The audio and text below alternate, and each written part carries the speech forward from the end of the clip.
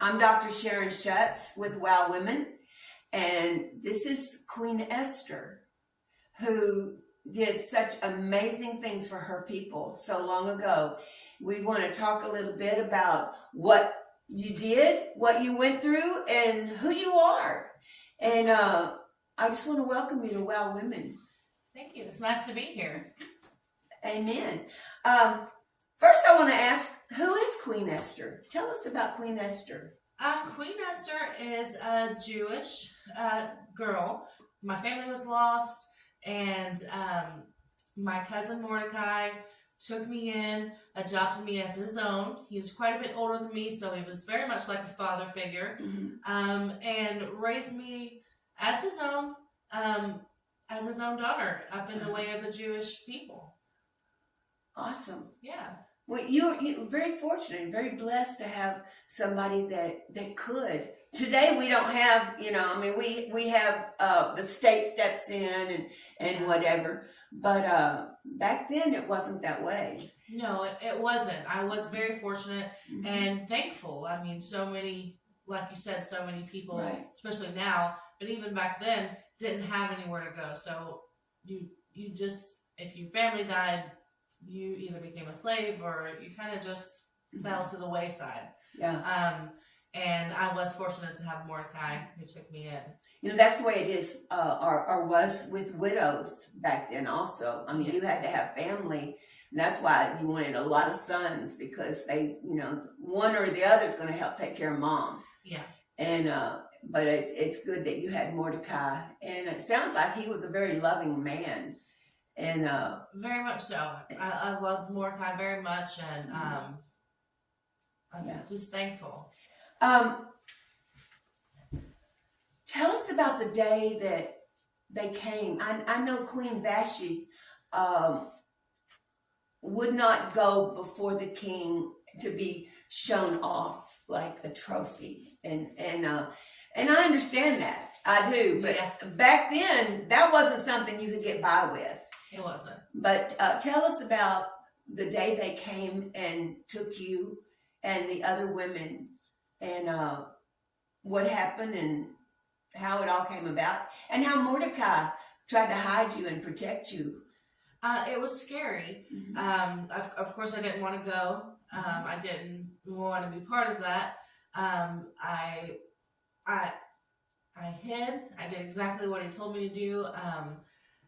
It was just scary. I mean, you hear the soldiers coming and they're knocking down everyone's doors and they're busting in, and there's so much fear, and you're kind of just praying, let them pass, don't find me, and then they do, and then there's even more fear, and the only thing you can do from there is just trust God. Did you have any idea that why they came for you?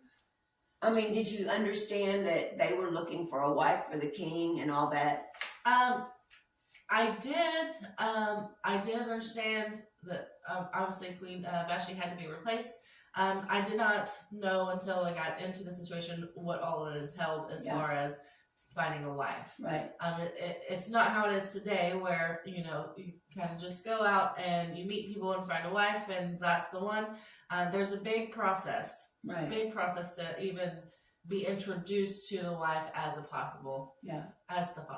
Well, I know back then you guys had to had arranged marriages, and it hasn't been the last 200 or 300 years that arranged marriages kind of fell out of vogue. I mean, but I know that there were a lot of women taken that day. Yes. And if I can imagine that it was terrifying. I can. And just the thought of men coming in and just sweeping up all the beautiful women. Yes. And whether they knew what it was or not, or whether they had any idea why they were doing that, it would be terrifying. It was very terrifying, and in comparison to already losing my family and not knowing, where my place was, and then Mordecai took me in, it almost was like being ripped away from, again, losing my family twice. Yeah, I can see that. So I want to hear about the king. Tell me about him and describe him. King Ahasuerus, he was gentle. He was kind to me when I was in his presence. We did favor each other towards the end, so it turned into a good, happy marriage. I would say he was troubled of his own. He fought a lot of internally, maybe, what we would call today depression and anxiety. Right. He went a lot of back and forth of Kind his of fought his own emotions. demons. He did fight his own demons. He emotionally was kind of all over the place. But in the marriage, and to me, he favored me. So we were able to build a bond. Yeah. And have a marriage. Yeah. From it. Well, that's awesome, and that you could build a happy home and have a good relationship when you had no idea who this man was before, and when they took you into the palace, you were taken into I forgot what it's called, but it was where the women's place, and you guys went through 6 months of lotions and all this, and then 6 months of tell us about that process, and also how, as women who are competing for the same man, how that all worked out. It's a little bit of maybe a cat fight. A lot of, I mean, it was the beautiful women from the kingdom. So most of them already knew they were beautiful. They already had seekers before they were taken. Some of them maybe even were almost upon the time where they would be in an arranged marriage. So they kind of were preparing, but there was a lot of us that didn't. We weren't at that stage yet, and we kind of were just in there praying that everything was going to turn out. It was scary. Yeah. When you're in there and you know that you're amongst all the beautiful women, Right. even if you've been told your whole life that you're beautiful, it's intimidating to be there, and because at that point when it's all beautiful women, you know that the one he picks can't be just about beauty. Right. So you have to find ways to rise up. You have to find ways to set yourself apart from the rest, other than just relying solely on your looks. Yeah. I like that. You have to find ways to set yourself apart and rise up. Because I would imagine, I understand that, that the night that each of the women went in with the king, it was a night of love making, physical, whatever you want to call it. But and in the culture that you lived in, a woman who had been taken wasn't considered marriage material at that point. So what happened to the women that didn't get chosen? I mean, where did they go? What did they do with their lives? They had no life after that. They remained there in the palace. There was an area for them to go to and live out the rest of their lives, where they continued to do the beauty treatments. They continued to have the lotions and the fragrances and nonstop. And the point of that was, anytime that the king would call upon any of them, they would be ready to be presented to him. Even though I was picked as the queen, and I was Queen Esther moving forward from that, they were all still his concubines, which is basically second-hand wives, that were at his disposal. So they could, participate and be lavished and bathed all the time, or die. There wasn't really another option for them. They could not return home to their families. What a world to live in. Yes. I know that here in in 2024, it's a completely different world. And, but there's still a lot of expectation from women, and which is a good thing. There's a lot of things. I mean, we like to think that we're so far above and whatever some of the thinking, but in reality, today's woman does have much more freedom, but yes, there's still that stigma.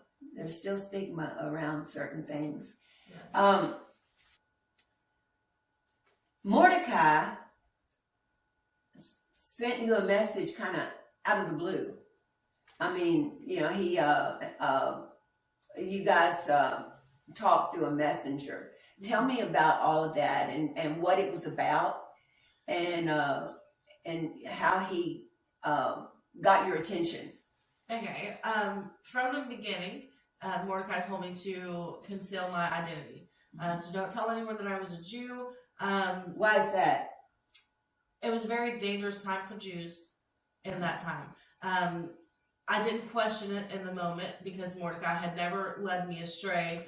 Of course, he took me in, and so I looked at him as a father figure. Right. And I didn't question it there, but because he took me in and he raised me up as a Jew, I knew and, I believed in God, and I understood and accepted that God would, God was kind of putting us on our own path. He's in control of the situation. So he,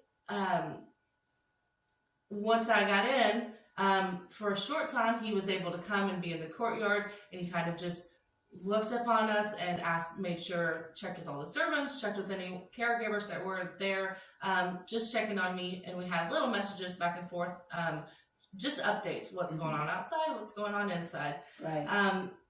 Up until, of course, the gates were locked, and he was not able to come back in.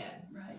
At that point, some time had passed and I hadn't seen him or heard from him, so I sent for one of the king's princes to come in and asked him to go find Mordecai and check on him, make sure he's okay, and bring me back a message from him. Yeah. And he was able to do that for me. Yeah. Yeah. So there's a verse in Scripture that I absolutely adore. I think that way, and so many do today. I've heard so many messages and everything, and it was on Mordecai's words. How do you know that you weren't brought into the kingdom for such a time as this? And the reality is, we all know that our life, we were placed in a certain time in history. We were placed in certain circumstances and whatever. God put us there. We could have been born at any time, but I was born in 1955, and you were born a lot longer than that ago. And, but the thing is, he let you know that your purpose was wrapped up in what was going on. And what was going on? Tell us about Haman and what he was doing and how this all came to be. Well, the gates were locked because Haman, he went to the king, and Haman was not a Jew, and he actually hated the Jews, and he hated Mordecai specifically because Mordecai was not one to bow down, not one to let the boasting of being close to the king control him. So it's a lot like how the knights were. The knights weren't the kings, but they were the king's guard, and they were up around, and so they were favored. And those people had a lot of respect, and Mordecai didn't respect Haman. If I was going to translate it in today's, so Haman went to the king, and he didn't say just right off the bat, let's kill all the Jews. And give a reason. What he did was he manipulated the situation to make it sound like it was the king's idea. He said, there are people in your kingdom who don't follow your laws, who live by a completely different set of laws than what the king's laws are. Mm-hmm. And he said, we should get rid of those people. Those people shouldn't be allowed to live amongst all of the people that do live under the king's law. Right. It could be dangerous. It could, it could be detrimental to you as a king. And he was talking about the Jews. He was talking about the Jews. But he didn't, he kept that. Right, yeah. And so the king, in agreement, yeah, we don't want anyone in here. We don't want to live amongst people that aren't following the same laws as we are. Almost like rebels. We don't want to deal with those people. Take my ring and do as you please. Do what you need to do to get rid of these people. Right. And so from there, Haman took the ring, the king's seal, which was the final word, and made a decree that all the Jews would be killed at a specified time and date, and sent out the letters throughout the kingdom. Were the Jews not allowed to fight back? I mean, not then. The decree was purely to kill the Jews. Really? Anyone could kill them any way on this specified time and date. They were just basically going to be set slaughtered. up they were going to be slaughtered, executed in their own homes, and it didn't matter where they were. They could.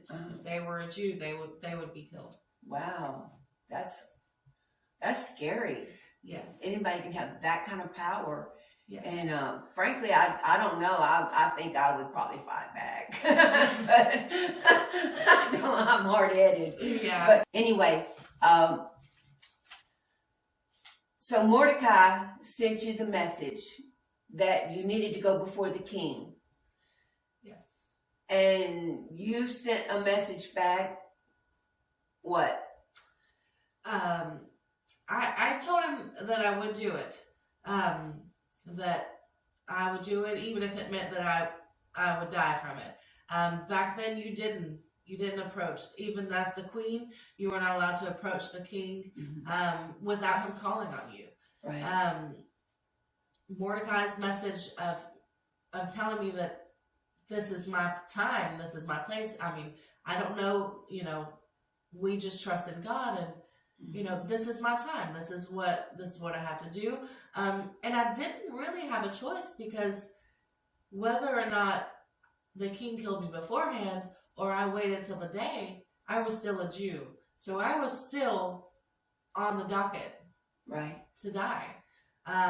So I took that power of his words, and I used it, and it gave me strength. It gave me confidence. Even though I was scared, even though I was still fearful of what might happen, it gave me the confidence that I needed to. So what did you do? How did you get? Well, you just explained how you got the strength, but what was your next step after making the decision to go through it with it and get in front of the king? Well, we prayed and fasted. So I sent word back to Mordecai, and I said, gather all the Jews that you can and pray and fast. And me and my servants will pray and fast too. And we prayed and fasted. And when it was time, I went and approached the king's garden. And I was still scared in the moment, not 100% sure how to go about it. And of course, God opened a door and made it available. The king looked out and he saw me in the garden, and because he has so much favor on me, he called upon me.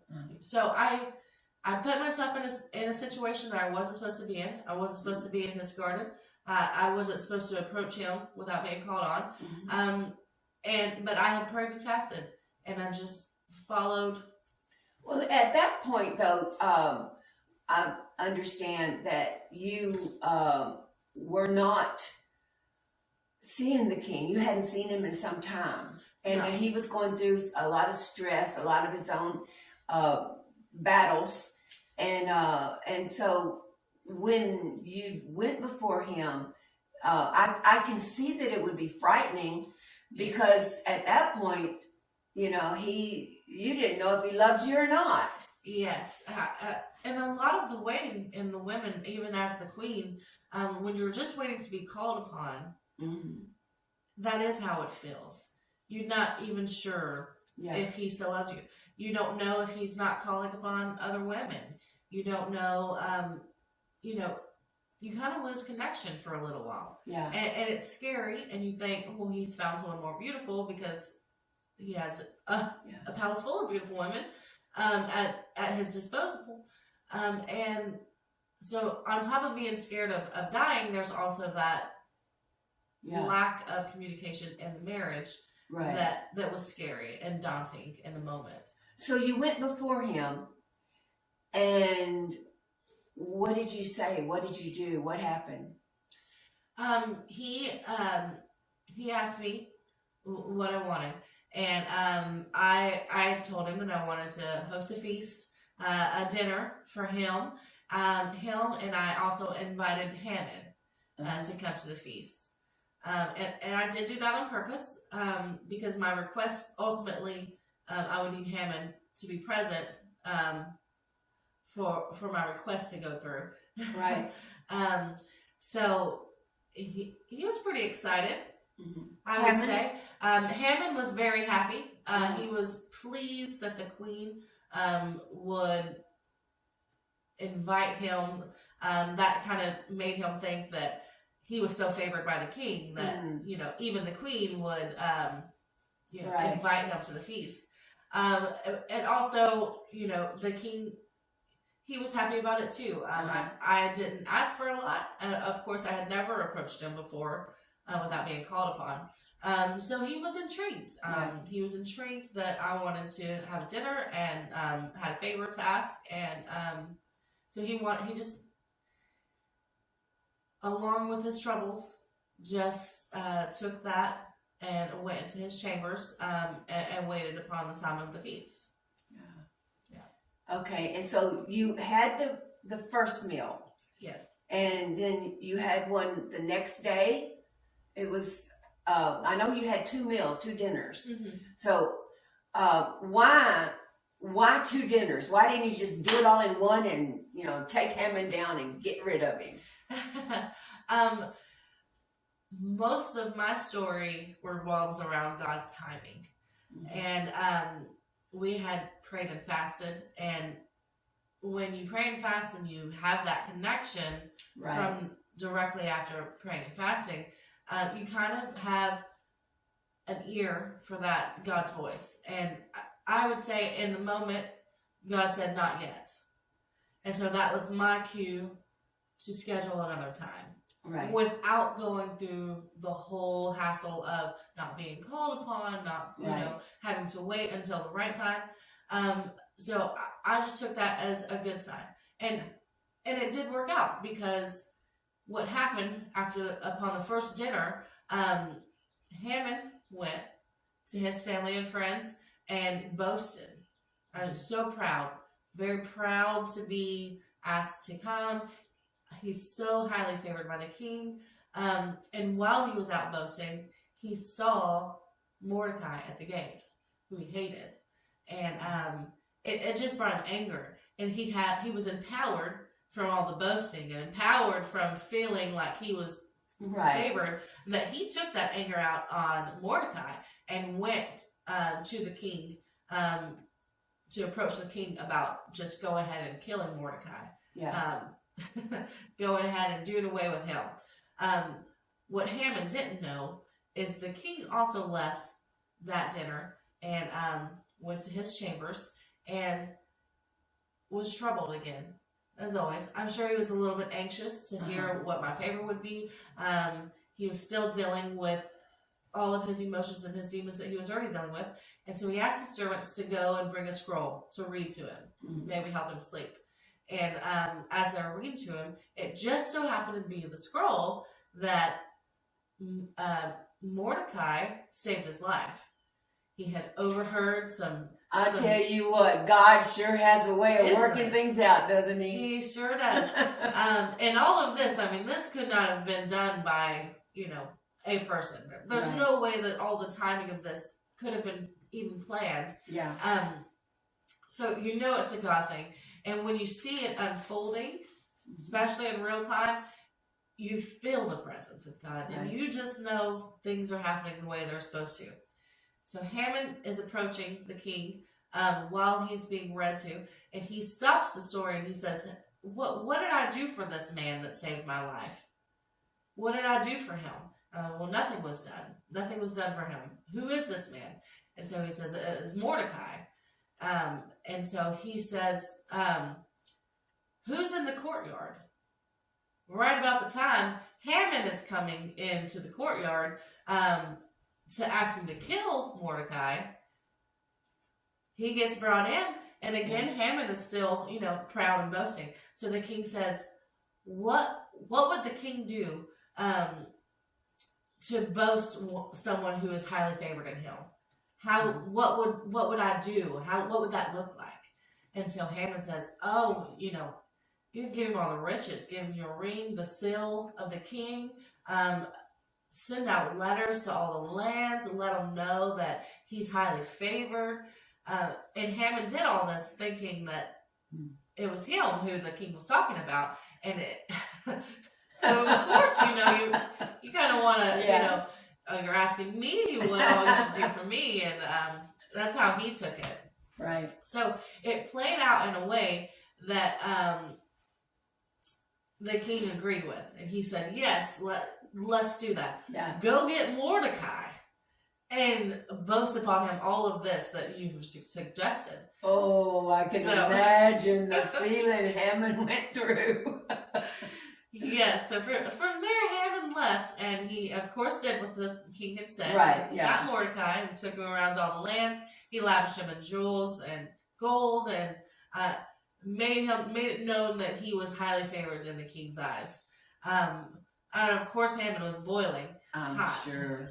He came back and went, before he even had time to gather his thoughts, he was crying to his wife, and the king sent for him that it was time for the next dinner, right, which he was invited to. So he came into the dinner without a full mindset of even considering what was going to happen at that dinner. Right. Because he was still so mad about having to boast the man he hated. Yeah. So what happened at that dinner? So, obviously something changed. Yes. At that dinner, what was different from of course it's different now because these events have happened. Right. The king at the first dinner didn't even know about Mordecai saving him. Mm-hmm. He didn't even realize that he had never, praised someone anyway for that. So the king at the second dinner had Mordecai. He was highly favored. And he had Mordecai on his mind. And Haman was very angry and distraught. Yeah. So he wasn't thinking about his next move. He wasn't thinking. So the timing of that worked out great because there I approached the king. He says, what's your request? And I say, well, I want to request for my life. I want to be saved. I want my people to be saved. I want us to live. Had the decree said, that we would have to be bonded or slaves or sold, I wouldn't say a word. But the decree says that it is of death. And so the king says, what are you talking about? Right. Who would do such a thing? Who has caused this? I say, Haman. Haman made the decree. And he's here with us. He made the decree to kill me and all of my people, which would be all the Jews. So the king was upset. He stood up. He was so upset he had to go outside and get some fresh air, which is what he did. While he's outside, Haman gets up and he is begging me, please don't do this. Please don't have the king kill me. Please, begging and crying. And just about the time he falls down onto the bed where I'm sitting, the king walks back in. Yeah. And so already irate from the situation of thinking that I was going to be killed, and that I was upset about it, he sees Haman not knowing that he was begging for his life, and just takes that anger and he calls for Haman to be taken away immediately. So the guards come, they cover Haman's mouth. He doesn't even have a chance to say another word. Yeah. And is pulled out and persecuted. Yeah. From there. So they wound up hanging him on the scaffolding that he had built for Mordecai. Yes. I didn't get a chance to talk about that, but Haman had built a scaffold just for Mordecai. Of course, for as many Jews as he could, but he wanted to kick it off with Mordecai because that was his mortal enemy, so to say, and ended up backfired on him. Yeah. Because that's his way of death, ultimately. So then, after all this happened and Haman was dead, then the king brought Mordecai in and favored him, honored him. What happened there? He brought Mordecai in, and you couldn't change a king's decree. Right. So the decree that Haman had set in motion to have all the Jews killed was still in place. Why couldn't you change the decree? Why didn't the king just be able to say, cancel that, this is the new rule? And back then it would have been very confusing to do that. So the law had to be the law because once a decree was set out, it was set out to all the lands and everyone. So it's not like it is today where you can just send an email out or get on social media and make a big announcement. Right. Back then it took a lot of time and a lot of patience really to get all the word out. So it was too late and it was against the rules to do that. They didn't want to make things confusing, of course. Yeah. I mean, because then what about all the people that didn't get the news? They wouldn't understand, and then there would be no law. So then basically, if it was a decree was made and it was the king's seal was used to stamp and say this is a decree, then that became law and you couldn't change it. That was the law and you couldn't change it. That's okay. So tell me what you guys came up with. The king told me and Malachi, he says, come up with a plan and let me know what your plan is. And because we couldn't cancel the law, and of course we couldn't put a law in place to kill everyone else because then everyone would die, we decided that God favors us and we know it. Mm-hmm. And we could fast and pray and God would save his people. So instead of laying down and taking the slaughter, we put a decree in place that we could fight back, that the Jews could fight back to protect themselves. Right. On the day. So a lot of people died that day. A lot of people did still die that day. Yeah.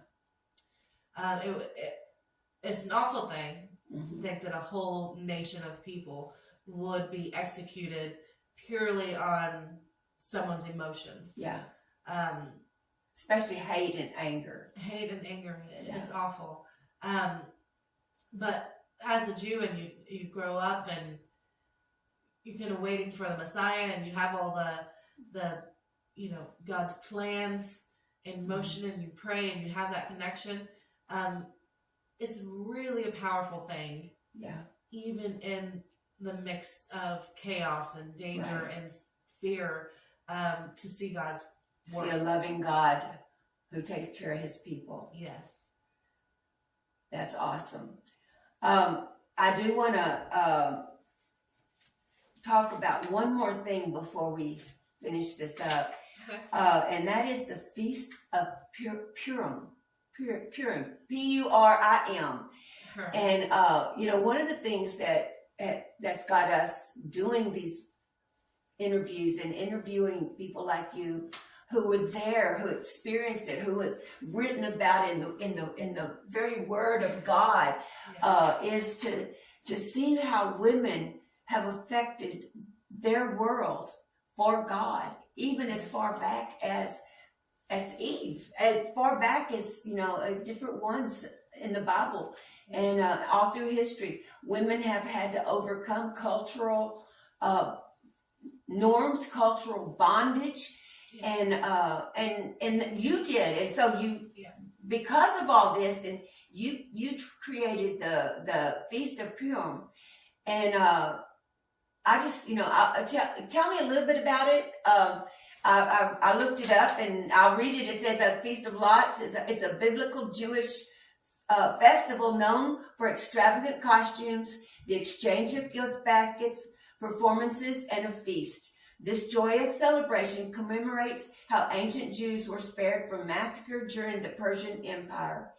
Yes. And that was something that you did, not just in the fighting for your people, but you are the, I'll say, first woman, probably the only woman who actually set up a feast and a celebration day for the Jews that has come historically. They still celebrate it today. Yeah. And there's not been another woman who, everything else has been decreed by a high priest or something. Yeah. So tell us about that. Tell us how that came to be, and how you decided to come up with this feast. More of God's blessings. I was in the situation as the queen to make such a feast. And it was a celebration, because although many lives were lost, there were so many lives that were saved. Right. There were so many people that, God's people, that were still able to move forward. And it was an exciting time. So followed by chaos and murder, basically, there's a feast. And it's a celebration, because they didn't take us out. The original plan was not bigger than God's plan. Right. And nothing will outweigh God's plan. So it was a celebration. And Right. so we just have to remember that even in the hard times, even when we don't know what's going on, the victory is still ours. Right. Because the victory will always be God's. And speaking of victory, ultimately, through this process, I know that when you went before the king and you were afraid for your life in doing so, at that point, he loved you. But after all of this, I understand that your relationship changed, and he fell in love with you, and your relationship became deeper and real in a sense that it never had before. Yes, it did change for both of us. I was so scared to approach him. Not that the situation changed, the rules were still in place. There was still the concubine of women, but our connection was different. Right. We did have a chance to fall in love. That was a big, big impact on not just my nation, but our marriage. Right. And moving forward, which a lot of kings didn't have because they had so many options because they were the king, we were able to embrace as husband and wife, not just king and queen. That's awesome. Well, thank you so much for coming in and sitting down with me, Esther. This has been so revealing, and I've enjoyed it. Thank you. Me too. I appreciate it.